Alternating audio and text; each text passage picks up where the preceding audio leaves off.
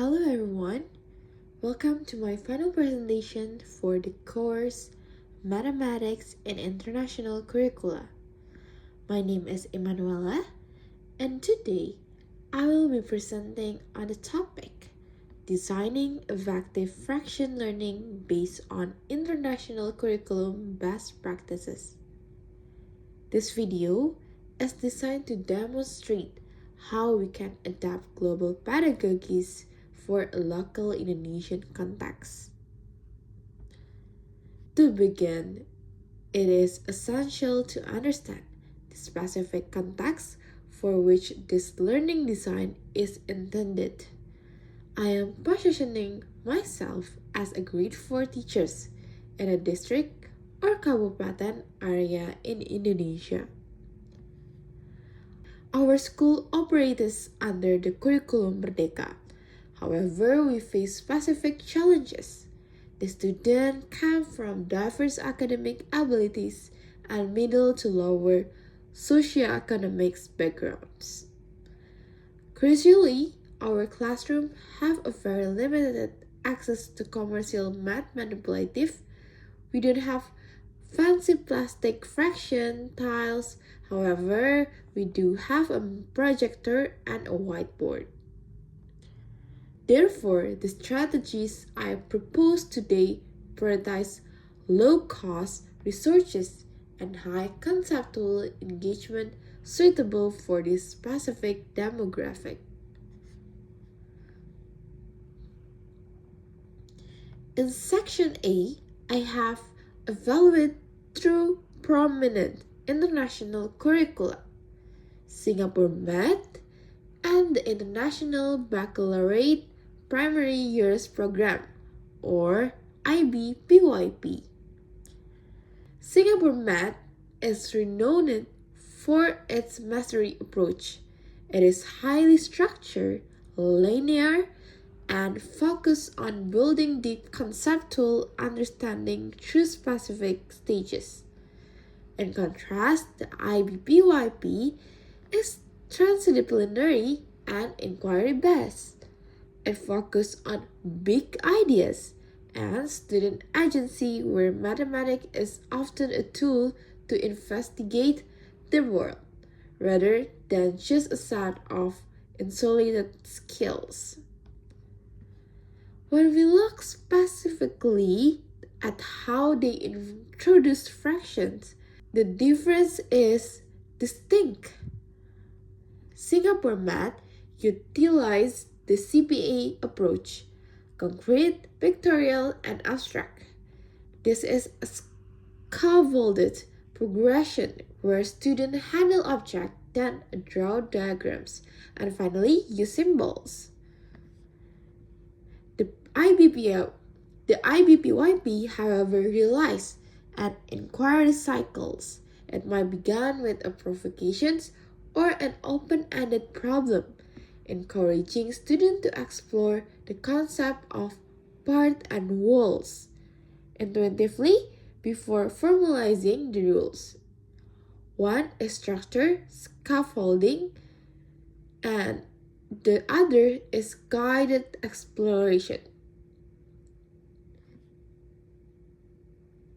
Analyzing these for our specific context in an Indonesian district school, the IBPYP has immense strengths in fostering critical thinking. However, it is a limitation in our context is the high resource demand. Open inquiry often requires rich libraries of manipulative and smaller teacher-student ratios to facilitate effectively. Singapore Math strength is a structure. It provides clear roadmap for teachers and students, which is beneficial in large classes with mixed abilities. Its limitation is that it often relies on specific commercial manipulative that we not have. Therefore, my justifications for the selected approach is a hybrid adaptation, learning heavily on Singapore's CPA framework. Why? Because the diversity of student abilities in my class requires the strong scaffolding that CPA offers.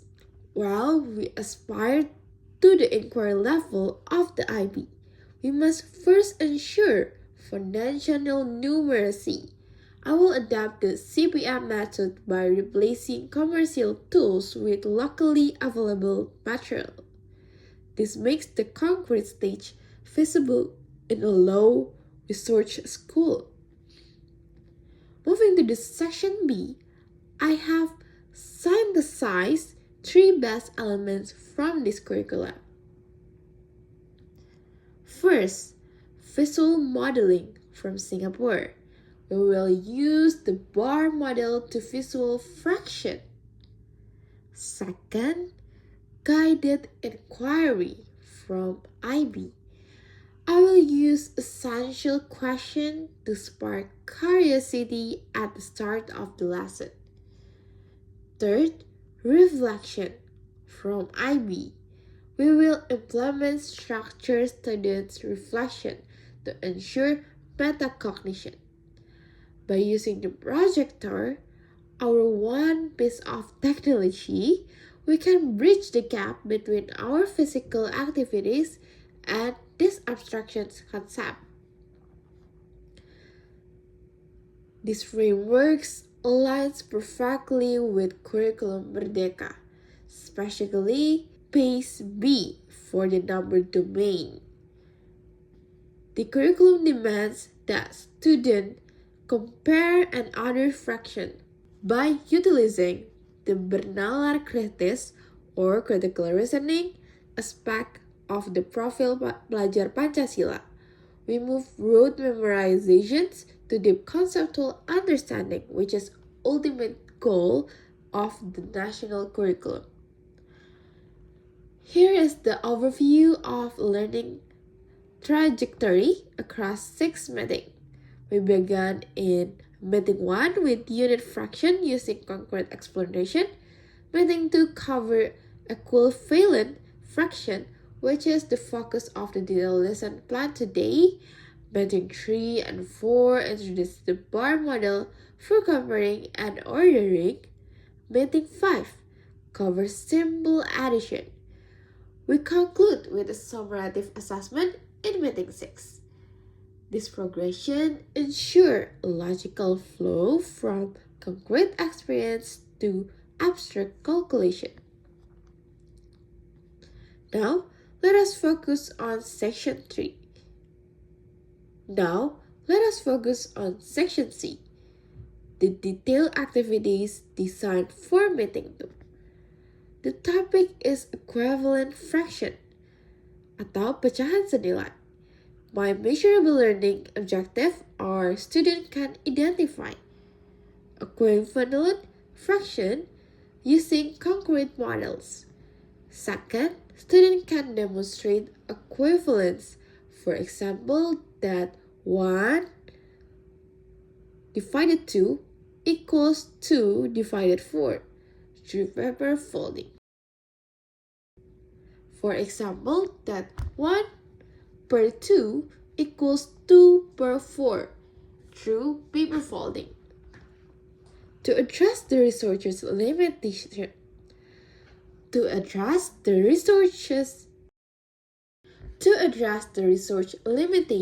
I have selected low-cost, locally available materials. We will use paper or newspaper for folding. We will use the cardboard cutouts of martabak manis, a traditional Indonesian sweet pancake. This integrates local culture directly into math. In Indonesia, martabak is the ultimate sharing food, making its perfect cultural context for discussing equal parts and sharing.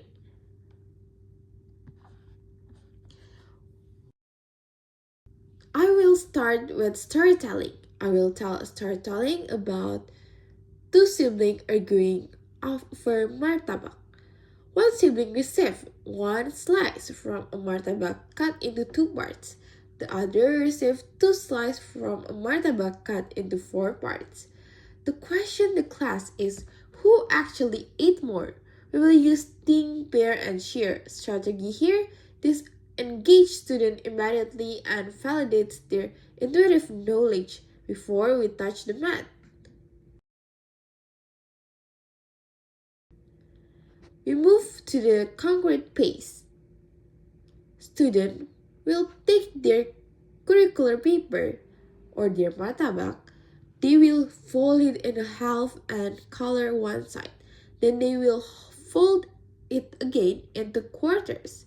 They will see the color area hasn't changed, but it is now 2 parts. They will draw these fold lines in their notebooks. Abstract using a projector. I will guide from the to write notations 1 per 2 equal 2 per 4. This explicitly connect the physical folding to the written number, addressing the core of CPA approach. Differentiation. For mixed ability student, I will use flexible grouping. Students struggling with fine motor skill or folding will use bottle caps to group items. Advanced students will be challenged to create their own equivalent fraction puzzle for friends to solve. The closing in 15 minutes.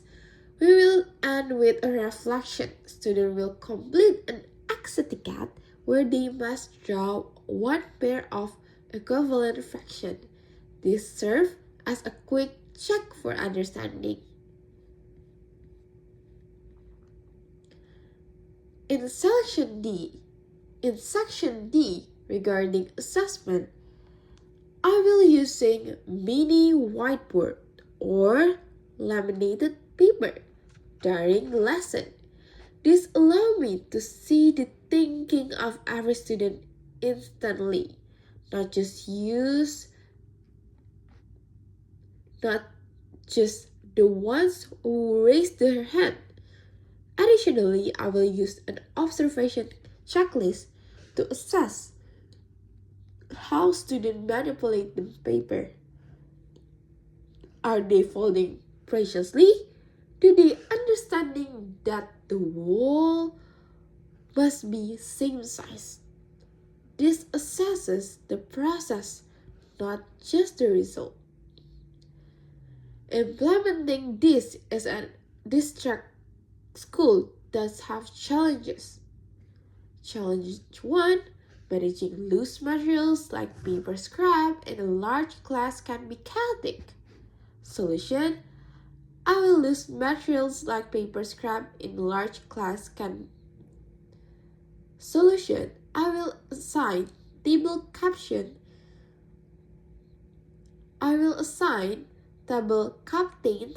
to manage distribution and cleanup.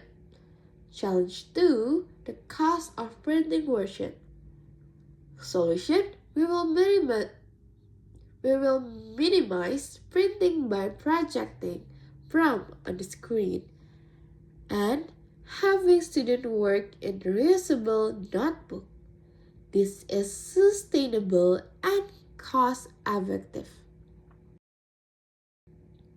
Finally, my personal reflective as a future teacher. Designing this unit taught me that scaffolding is equality. In a district context with diverse abilities, we cannot simply lecture. We must provide the concrete step for students to climb. I used to think manipulative were just playing. Now I understand they are cognitive bridge to abstract math. My goal is to building a math corner in my future classroom using entirely recycled materials, proving that high quality learning does not require high cost equipment. There are references used in the design of this curriculum, including the Singapore Math, IB, PYB scope, and sequence, and the Indonesian Curriculum Merdeka document. Thank you for your time and attention.